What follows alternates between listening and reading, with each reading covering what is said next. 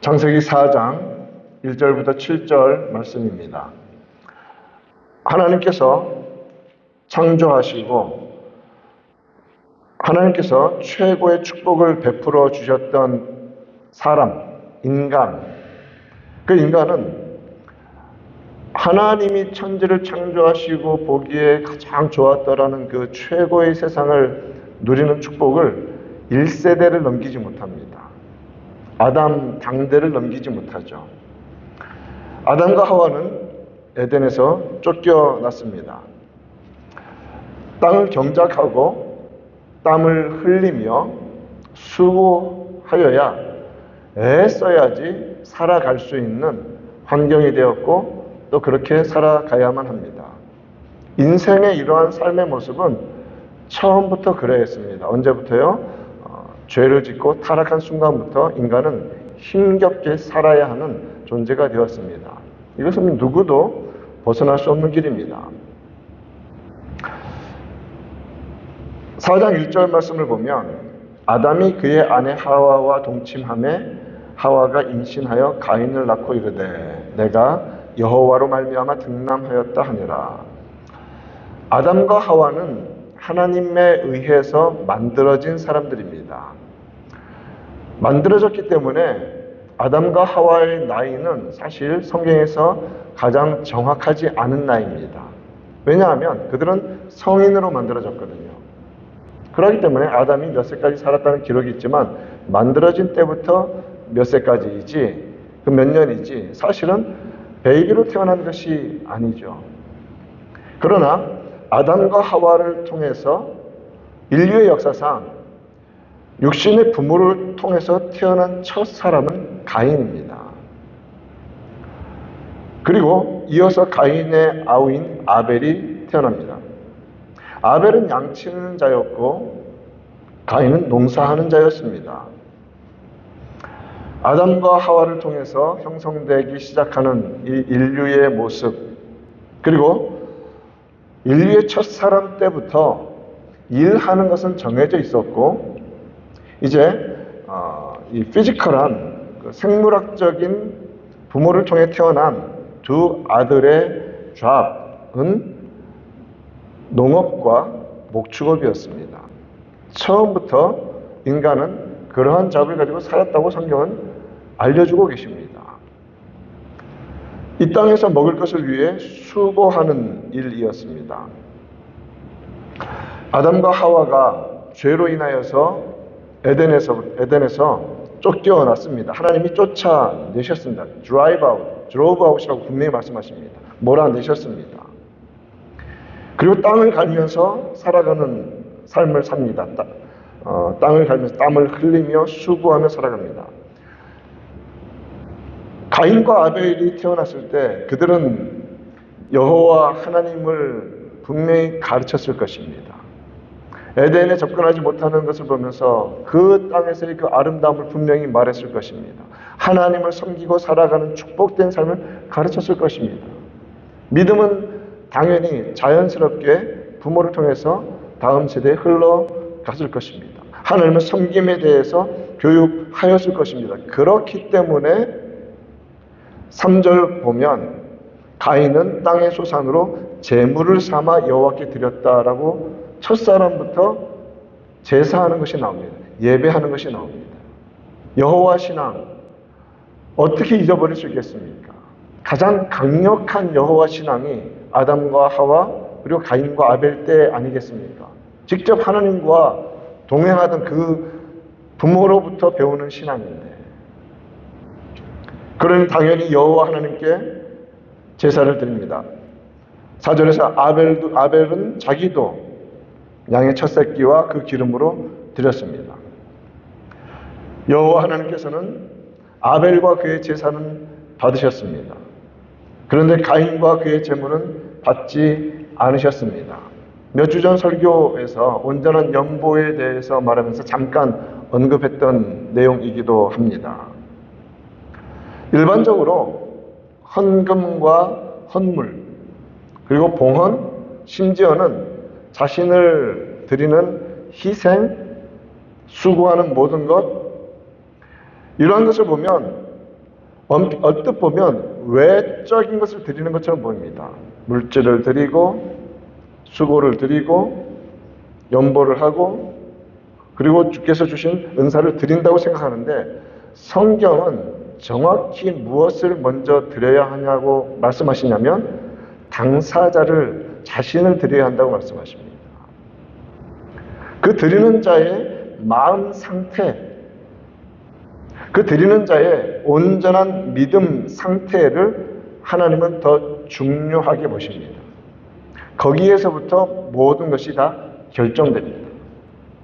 사람의 눈은 피할 수 있고 사람의 눈은 여러 가지 외적인 것으로 다 감동을 줄 수 있지만, 하나님의 마음은 그 사람의 본질적인 믿음을 통해서 감동됩니다. 결코 외적인 것으로 아무리 부자들이 많은 헌물을 자신들이 어마어마하게 가진 것 중에 일부를 쏟아붓는다 할지라도 하나님은 그 마음 중심을 보시고 조금도 감동하시지 않는 겁니다. 그 자체, 그 사람 자체가 먼저 하나님께 드려져야 합니다. 그래서 성경은 분명하게 여호와께서 아벨과 그의 제물 두 가지로 분리해서 말하지 않습니다. 아벨을 받으셨습니다. 그렇기 때문에 그의 제물을 받으셨습니다. 보면 아벨은 그 자신을 드렸기 때문에 표현도 달라요. 양의 첫 새끼, 가장 소중한 것. 얼마나 소중하겠습니까? 목축업을 했는데 처음 태어난 첫 새끼를, 그러니까 인류가 목축업을 통해서 기른 양 중에서 가장 처음 태어난 것을 누구에게 드리냐면 창조주 하나님께 드렸다는 겁니다. 그리고 그 기름을 드렸다. 가장 이렇게 표현하면 맞을까요?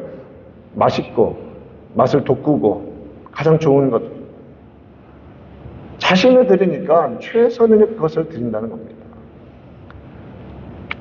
그런데 가인은 땅의 소산으로, 표현이 무엇입니까? 여러 가지가 있는데 땅의 첫 곡식이 아니라 땅의 소산 중에 일부를 드린 겁니다. 정확히 첫 새끼라고 표현한 것을 보면 가인도 첫 소산을 드렸어야 하는데 땅의 소산으로 일반적인 것 중에 some of them 드린 것으로 느낌을 줍니다. 왜요? 가인은 자신을 드리지 않았기 때문입니다. 뭘 드리긴 드려야겠는데 자신을 드리지 않으니 자기가 가진 것 중에 일부를 드리고, 아벨은 자신을 드리니 최고로 소중한 것을 드리는 것입니다. 그것이 봉헌입니다. 이미 거기서 다 결정이 되는 것입니다. 사람은 모를 수도 있습니다. 그러나 하나님은 정확히 아십니다. 이처럼 성경은 봉헌하는 당사자의 마음 상태, 그리고 하나님을 향한 온전한 믿음을 더 중요하게 보신다고 처음부터 창세기부터 말씀해주고 계십니다. 하나님은 아벨을 받으셨습니다. 그의 마음을 받으셨습니다. 그의 전부를 먼저 받으셨습니다. 그러므로 그에게서 하나님을 향하는 제사도, 예배도 받으셨습니다. 가인은 받지 않으셨습니다. 그러므로 가인에게서 드려지는 제물도 하나님은 받지 않으셨습니다. 히브리서 11장 4절에서 믿음으로 아벨은 가인보다 더 나은 제사를 드렸다. 모두가 다 예배하러 오지만 하나님 보시기에 더 나은 예배자가 있다는 겁니다. 바람직한 예배자가 있다는 겁니다. 더 나은 제사를 하나님께 드림으로 의로운 자라 하시는 증거를 얻었다. 그리고 하나님이 그 예물에 대하여 증언하셨다라고 이렇게 말합니다. 그가 죽었으나 그 믿음으로서 지금도 말하느니라. 아벨의 제사는 가인의 제사와 전혀 달랐습니다. 왜냐하면 아벨이 하나님 앞에서 온전한 예배자였기 때문입니다. 우리는 어떤 태도로 하나님 앞에 예배합니까? 사람 앞에 드러나기 위해서 예배합니까? 아니죠. 하나님 앞에 나아가는 것이죠. 가인이나 아벨은 아담과 하와의 첫째, 둘째 아들로서 태어났습니다. 물론 성경은 인류의 전체 족보책이 아닙니다. 아담과 하와는 그 이후로 수백 년을 살면서 1000년 가까이 살면서 어마어마한 자식들을 낳았을 것입니다. 그러니 인류가 순식간에 계속해서 번성하는 것이죠. 그런데 가인과 아벨이 태어났을 때 그 상태는요, 세상에 죄악이 관영한 때가 아니었습니다. 노아 때처럼. 노아 때는 전부 다 하나님을 향해 등을 돌리지 않았습니까? 그런데 지금 아담과 하와 그리고 그 가정의 자녀 가인과 아벨만 있습니다. 물론 이제 더 우리가 어렵지 않게 생각하시지만 많아졌겠지만 그러한 세상의 죄가 가득 찬 환경에서 자라나지도 않았음에도 불구하고 가인은 세상으로부터 학습되고 배운 죄악도 아닌데 하나님 앞에 악했다는 말입니다. 왜요? 인간이 악하기 때문입니다. 하나님에 대해서 바른 믿음을 가지고 있지 않았습니다. 껍데기 제사, 형식적인 예배는 드리지만 하나님이 받으시기에 합당하지 않은 불신앙의 마음과 그릇된 인격과 온전치 못한 태도, 그렇게 하나님 앞에 살아가는 것입니다. 이것을 통해서 우리는 무엇을 깨닫게 됩니까? 인간은 본질적으로 죄인이라는 겁니다. 본질적으로. 요한일서 3장 12절 말씀에서 가인같이 하지 말라. 그는 악한 자에게 속하여 그 아우를 죽였으니. 아담과 하와를 유혹했던 마귀는 그 이후로 물러가지 않습니다. 가인은 악한 자에게 속했다. 사탄에게 속했다고 성경 분명히 선언해주고 계십니다. 그럼에도 하나님께 제사한다고 껍데기 제사를 드린 겁니다.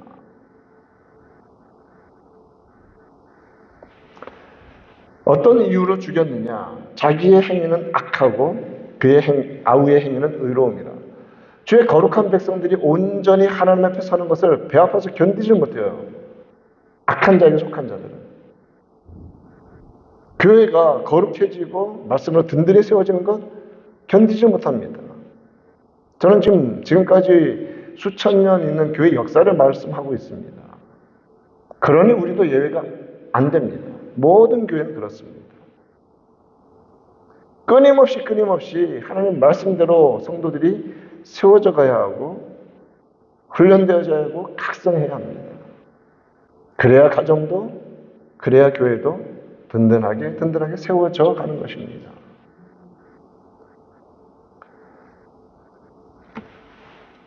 가인은 악한 자에게 속하였다고 성경은 선언하고 있고 그의 행위는 악하였다라고 말합니다. 다윗이 우리아의 아내 밧세바를 범하고 정말 통곡과 후회와 눈물로 회개한 시편 51편에서 5절에서 내가 죄악 중에 출생하였으며 어머니가 죄 중에서 나를 잉태하였나이다. 어머니를 블레임하는 것이 아니라 모든 인간의 본질적인 죄악됨에 대해서 다윗은 분명히 고백하고 있는 것입니다. 여러분 기억해야 할 것입니다. 우리는 선천적으로 착하지 않습니다. 우리는 본질적으로 좋은 사람들이 아닙니다. 그들을 밀려가면 여전히 하나님을 배반하고 예배를 드리는 척하지만 껍데기만 드리는 그런 자들입니다. 항상 깨어져서 하나님 앞에 나와서 순종하고 말씀하신 대로 따라가는 길 외에는 우리의 이 죄성을 이길 힘이 없습니다. 순종해야 합니다. 말씀대로 살아가야 합니다. 자신을 방치해서는 안 됩니다.